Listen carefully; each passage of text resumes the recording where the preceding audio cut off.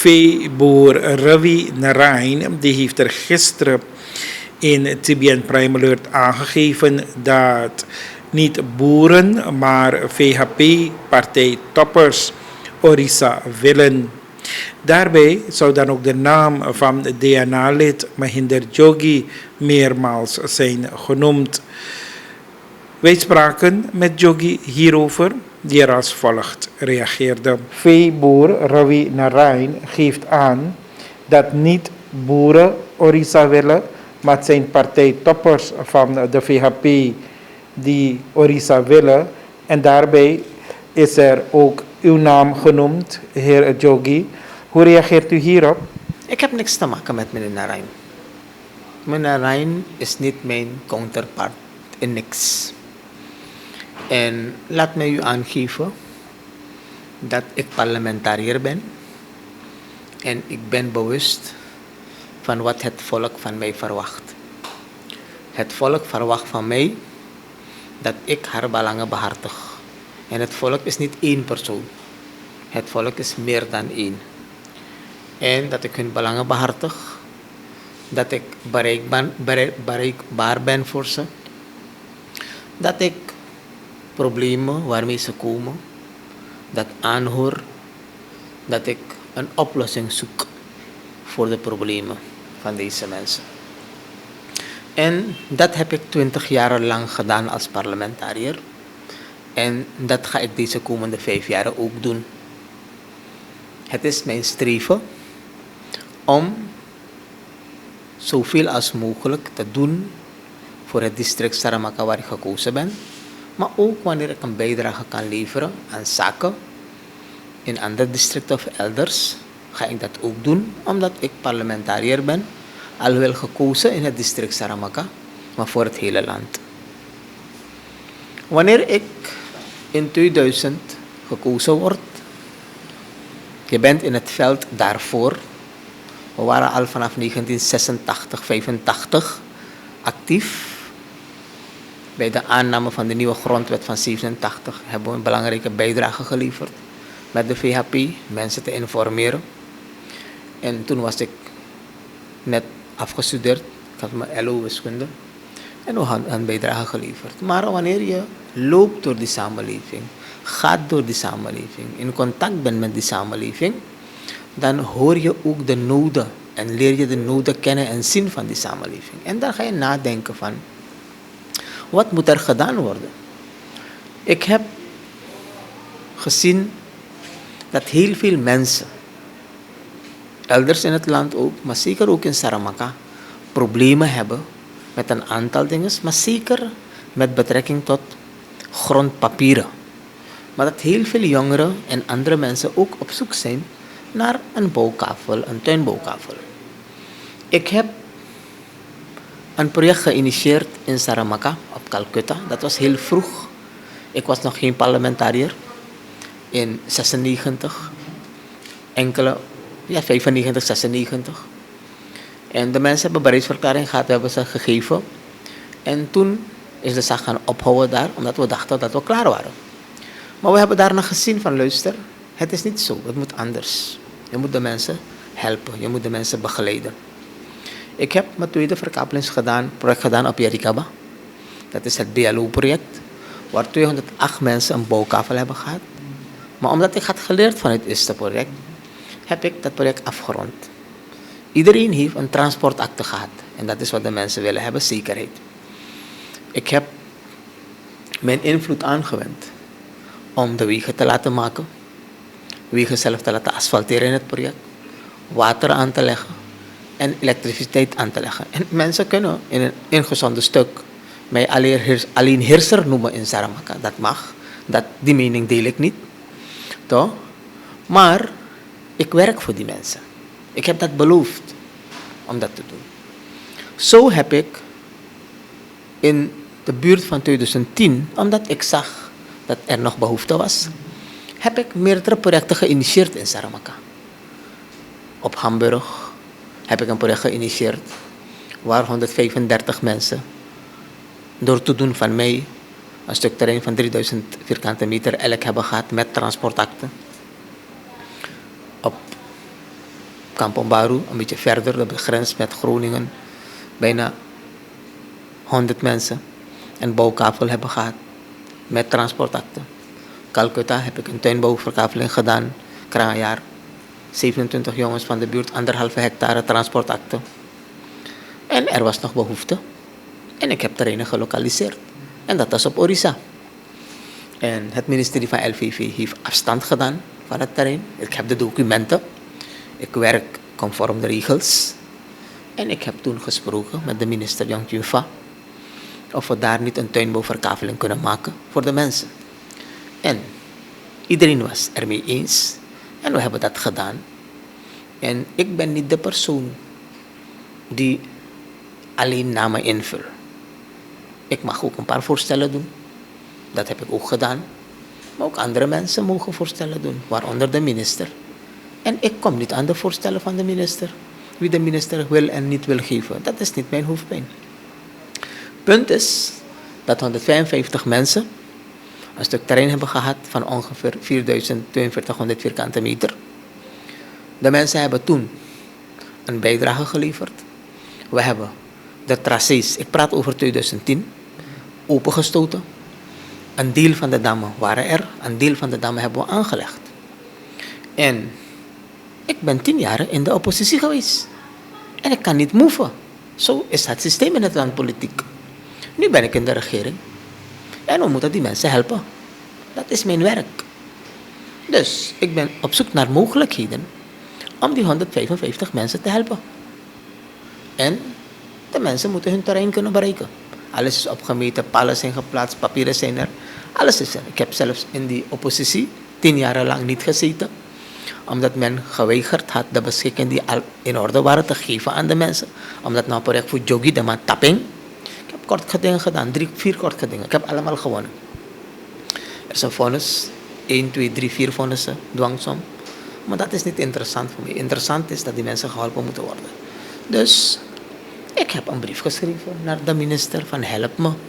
Het aanleggen van omsluiting is een aangelegenheid niet van Jogi. Van de regering. Van de staat Suriname. En de minister heeft positief gereageerd. En we zijn bezig die tracés open te stoten. Waar we bezig zijn? We zijn bezig op terrein van de overheid. Het is geen terrein van Jogi. Het is geen terrein van wie dan ook. En wat we willen doen is, we willen tracés openstoten, zodat we de zaak goed kunnen inventariseren, zodat we technisch een goed document kunnen samenstellen en dat wanneer we de infrastructuur in orde maken, het project niet onder water moet lopen. Je kan niet in het bos dingen gaan doen. Dus wij komen niet aan niemand.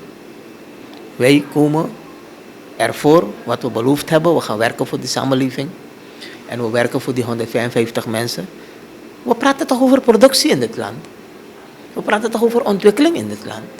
En als 155 mensen aan tuinbouw kunnen doen en die mogelijkheden hebben, is dat toch in het belang van het land.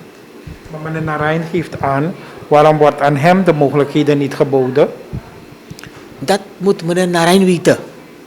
Dat is niet mijn hoofdpijn. Ik doe mijn werk. Waarom ik de vraag stel, heer Jogi, omdat hij in hetzelfde interview gezegd zou hebben, Yoshi, we put de man die stapstrati. Ik heb dat nooit gezegd. En ik ga dat nooit zeggen. Wie ben ik om dat te zeggen? Van waar haal ik die bevoegdheid en die power om dat te doen? En al zou ik die power en die bevoegdheid ook hebben.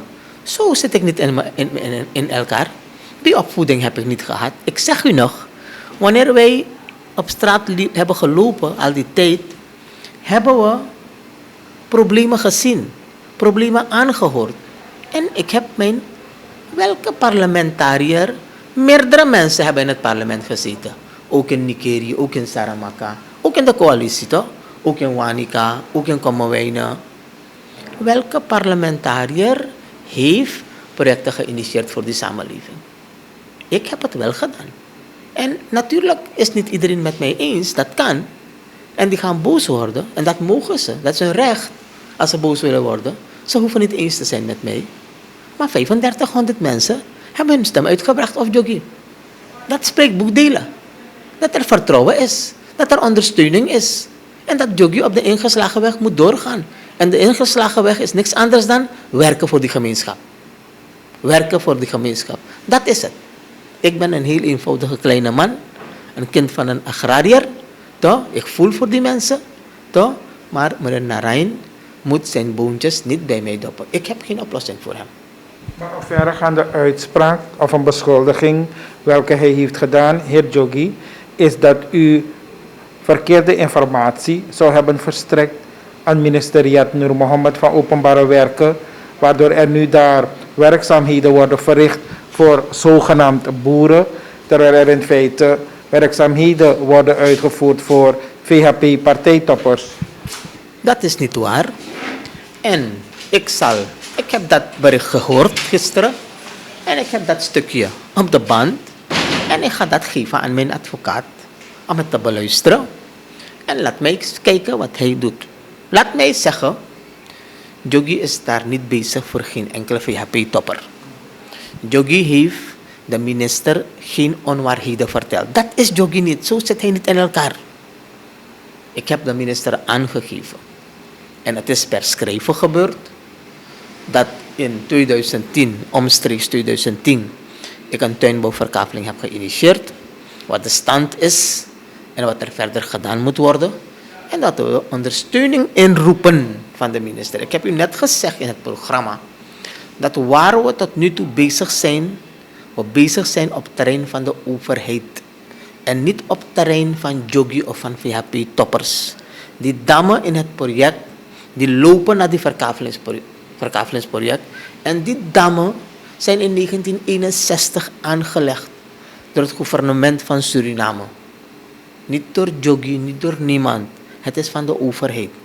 En we accommoderen geen enkele topper daar. Als iemand toevallig een VHP'er is en ook een kavel heeft gehad daar, waarom mag dat niet? Toch?